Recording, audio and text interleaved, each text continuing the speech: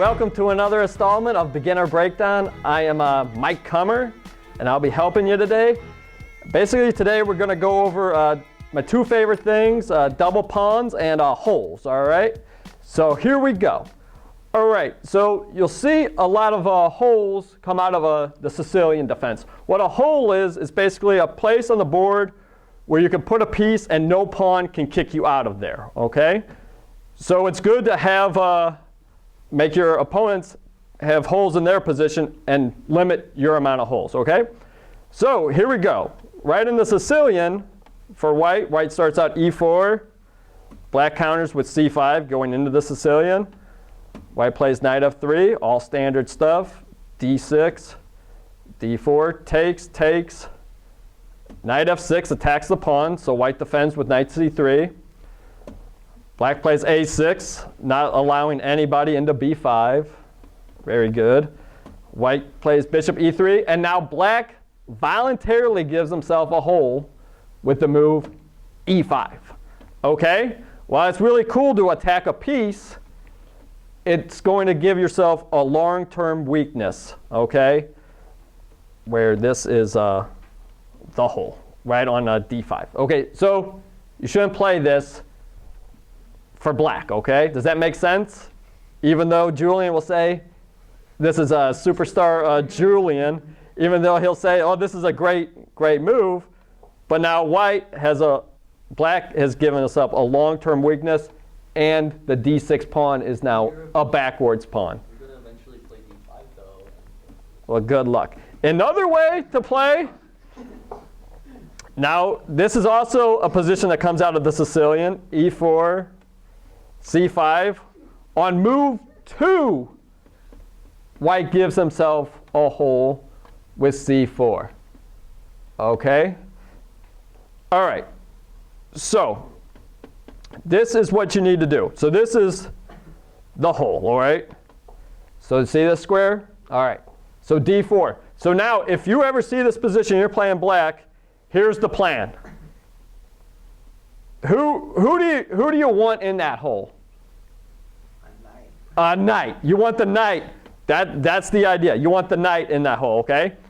All right. So your idea for move 2 in this game should be to eliminate this bishop, this knight.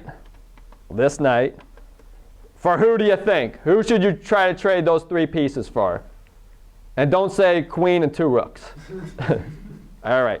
So who do you think? The queen, king, and rook. No. All right. So the wrong answers were said many, but the right answers are this knight, and now the million-dollar question, the dark square bishop, leaving yourself with this knight against this light square bishop, and he can never kick you out. Make sense? All right. It should make sense to everybody, okay? So as you'll see in this game coming up, how you can exploit the holes, all right? All right, so here's a game I played against James Bromstead. Last week, you remember I played his son, Doug, and won in a great endgame. This one, I just flat out just win, all right, using the holes, all right? So white comes out. Oh, wait a minute. All right, e4, c5. I am playing white. White plays knight f3. Black plays d6, much like the other game. But my idea is I like to get castled as soon as possible. So if I want to get castled as soon as possible, what move do you think I should play? Bishop d5 check. Bishop check. Good. Bishop check. All right. So now he counters bishop. So just take, check. And now by move 4, I'm castled and pretty safe. All right. So black plays knight to c6, c3. An idea in chess is that the center pawns are worth more than the wing pawns. All right, so knowing that, you would never want to trade a center pawn for a side pawn, right? So you would prepare it with c3. Makes sense to me. All right, so black plays knight f6, attacking my pawn. So if I play d4 now, unfortunately, this pawn would be hanging. So protect it with rook e1. It's a natural square for a rook. That's where you like it. All right. So knight to e5. All right, so I love giving my opponents double pawns. But would this double pawns be good for him or bad for him? So if I took, all right, and he took back, now he's got this weakness, these double pawns. But can I play d4 now? Without losing anything? It's legal. It is a legal move. So I could technically play d4, but there would be massive repercussions, okay? I would lose a pawn. And I love my material. And now he doesn't even have his double pawns anymore to add insult to injury, all right? So even though I could give my opponent double pawns, it's not necessarily good to take it just because you can. Make sense? All right, so my plan was d4, so just go ahead with the plan. So takes with check. So queen takes. You don't want to damage your castle by taking and doubling your pawns. So now black comes out with e5. All right. So what did he just give himself by playing e5? A hole. Thank you. All right. A hole on this square again. All right. d5. Trying to highlight all. Yeah, I know. Yeah, all. So d5, hole. All right. So should I push my pawn into the hole? No. All right. So I want to get my knight into that hole some point. All right. Makes sense. Okay. So first things first, I want to eliminate this knight, right? Because when I put my knight in that hole, he can just take, and then what's the point? All right. So bishop attacks. Now he makes a big mistake here. Queen to g4. All right. So now I see a chance to either win a pawn or give him double pawns. What I really want to do. All right. So how can I give him eventually double pawns? It might take 2 or 3 moves to calculate it out.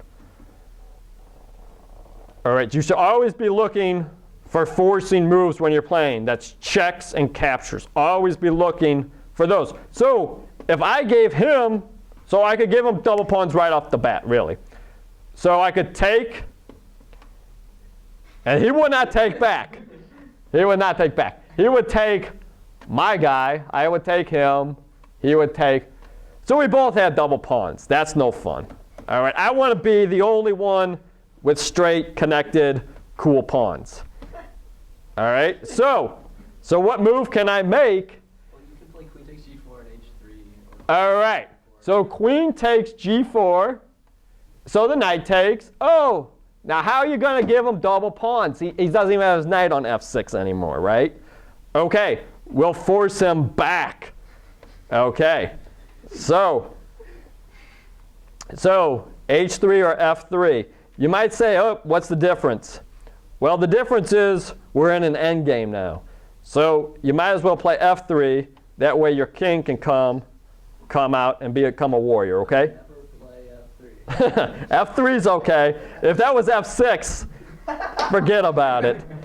But f3 is cool, all right? So f3. So now he's like, are you sure you don't want double pawns too? So he's offering the trade, right? Bishop takes h6 would be a big mistake because the knight could come back and get it, okay? But it's something you should have considered for like a half second. All right, so where should I put my bishop? Should I put my bishop back here? No. You want to give him double pawns. All right, because I want to give him double pawns, so I would play bishop to h5, okay? And now what's really interesting, if he plays g5 in this position, Then bishop takes g5. right, that's what I would have played in the game, and it would have been a losing move. But then I could just retreat my bishop to e3, and then if he plays knight f6, take the pawn, bishop takes pawn, okay? Bishop takes All right, and I'm lucky. I'm lucky he did not play this in the game, because if he would have played g5, I would have instantly taken. That's why, because I didn't calculate. I would have instantly taken here. Pawn takes,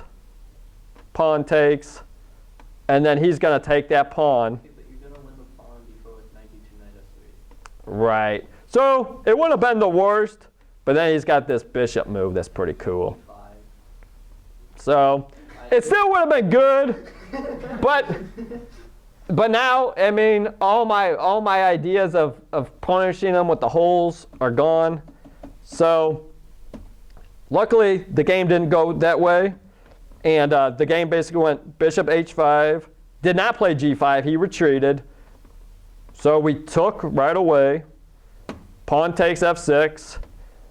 So now we have to deal with this situation. He's got two pawns attacking our pawn. So should we take this way or the other way? You shouldn't take either way. You should play knight d2.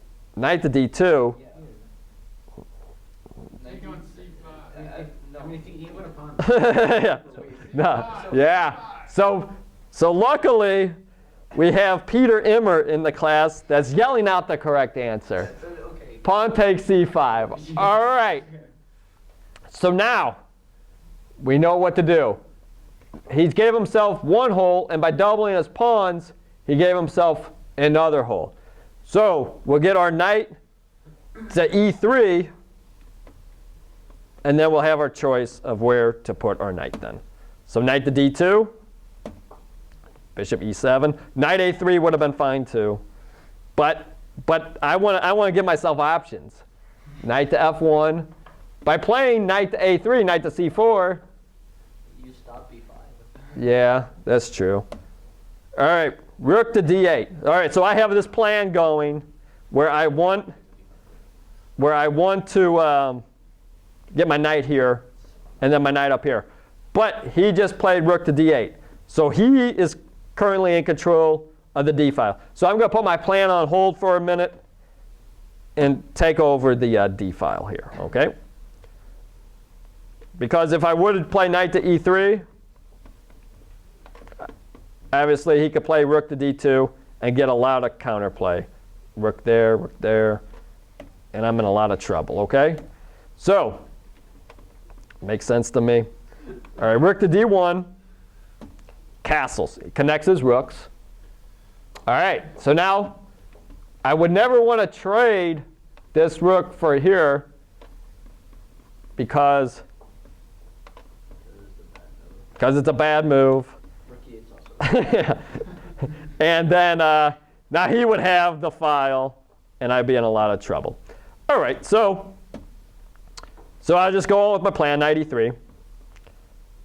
So he'll take, all right, and I'll take. All right, now it's his move, rook to d8. All right, so there's a lot of options here now.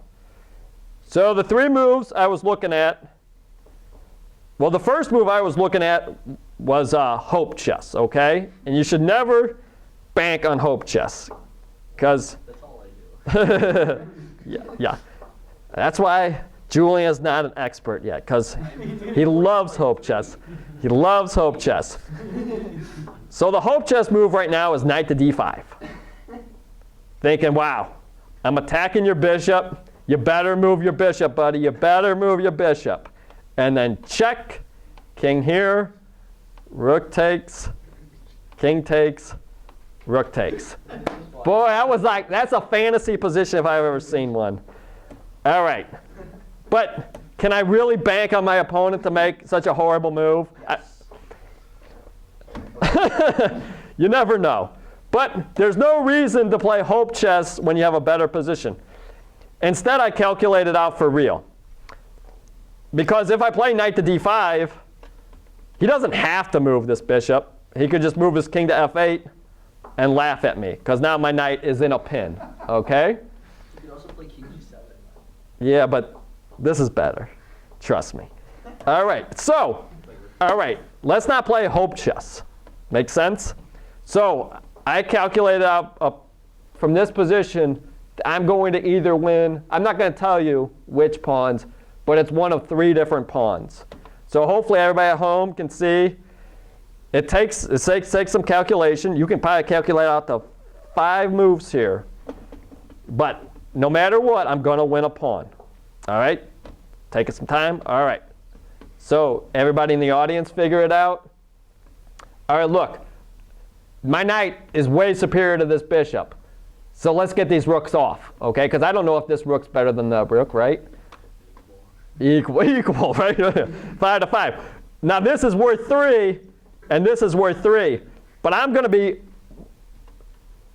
acting at my maximum potential while this bishop's probably going to be like a pawn, okay?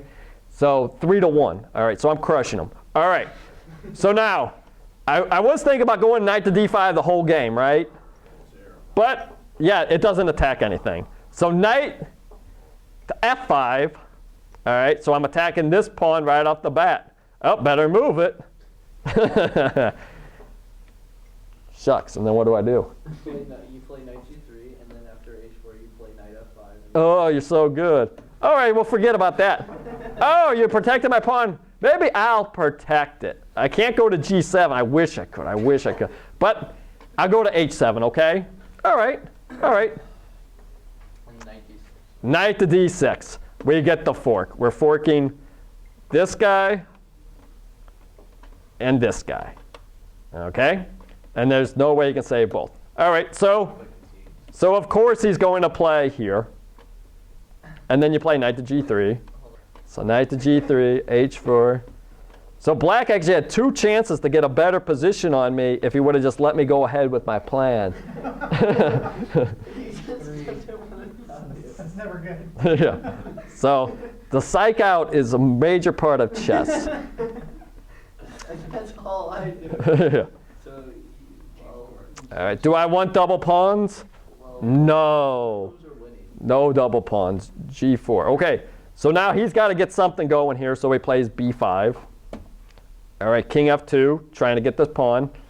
Now, what should black play in this position? He plays the right move, a5. All right, should I be worried about this? Yeah. Probably. But I really want this pawn. All right, so if black had any sense, what move, and he's got a lot of sense, by the way, what move should have he played if in this position? Well, you should just try to get a queen, right? b4. c4 resigns. Right. So b4, let's see what the computer says. c4. I'm the best. I'm crushing him. All right. All right. But in the game, he really did play the move, unfortunately, c4, which allows my knight to go to d6. Knight on dark square, attacking the 2 on light, and now he can just forget about it, right? Wait, why did you take that pawn instead of the one on c4? Because it doesn't matter. I'm going to get it anyway. Has a pawn. I could play a4 right now. But why even bother? Yeah, as we learned last week in my class, but you weren't there, there's no reason in an endgame, because all these guys are your potential queens, right? All these pawns. So when you know you can win a pawn for free, like this guy, there's no reason to trade a pawn for a pawn, right? When you can just come and get it, right? All right, look. Can we go back for a second? I want to count how many. No, Joe, we never go back. See? So look, there's no reason for me to ever trade a pawn for this pawn, right? When I can just do this. Make sense? And now he can't even protect it. Free pawn. Isn't that better? And now I have 2 potential queens instead of 1. See? So you learned something today, whether you liked it or not, all right? All right. So that's all. That's all for tonight. Hopefully everybody now knows how bad double pawns are. Don't give yourself holes. Put a knight in your opponent's position when there's no place for him to kick it.